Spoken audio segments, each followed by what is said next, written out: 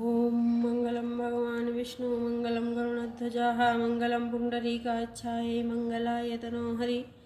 ज्येष्ठ मास कृष्ण पक्ष की अपरा एकादशी का महात्म्य युधिष्ठिर ने पूछा। जनार्दन, ज्येष्ठ के कृष्ण पक्ष में किस नाम की एकादशी होती है? मैं उसका महात्म्य सुनना चाहता हूँ, उसे बताने की कृपा कीजिए। भगवान श्री कृष्ण बोले, राजन, तुमने संपूर्ण लोकों के हित के लिए बहुत से उत्तम बात पूछी है। राजेंद्र, इस एकादशी का नाम अपरा है। यह बहुत पुण्य प्रदान करने वाली है और बड़े बड़े पातकों का नाश करने वाली है।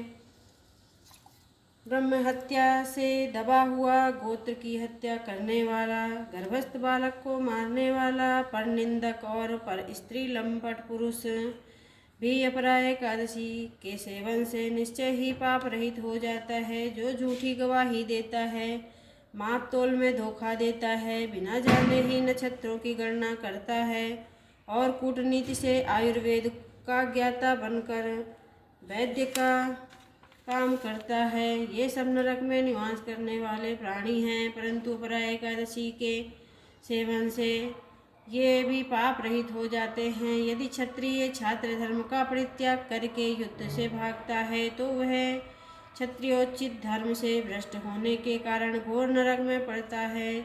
जो शिष्य विद्या प्राप्त करके स्वयं ही गुरु की निंदा करता है, वह भी महापातकों में से युक्त होकर भयंकर नरक में गिरता है। किंतु अपरा एकादशी के सेवन से मनुष्य सद्गति को प्राप्त होता है।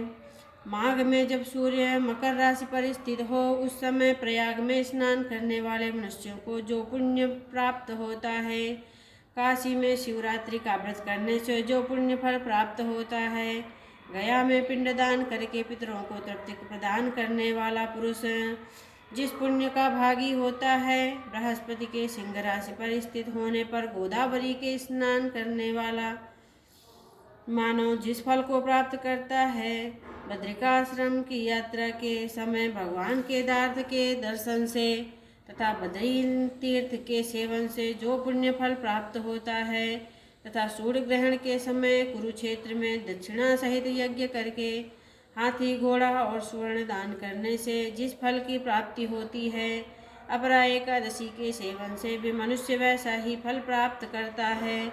अपरा को उपवास करके भगवान वामन की पूजा करने से मनुष्य सब पापों से मुक्त हो श्री विष्णु लोक में प्रतिष्ठित होता है। इसको पढ़ने और सुनने से सहस्त्र गोदान का फल मिलता है। बोलिए विष्णु भगवान की जय। वसुदेवसुतं देवं कंसचारुणमर्दं देवकी परमानन्दं कृष्णं वन्दे जगद्गुरुम्। ओम नमो भगवते वासुदेवाय। ओम नमो भगवते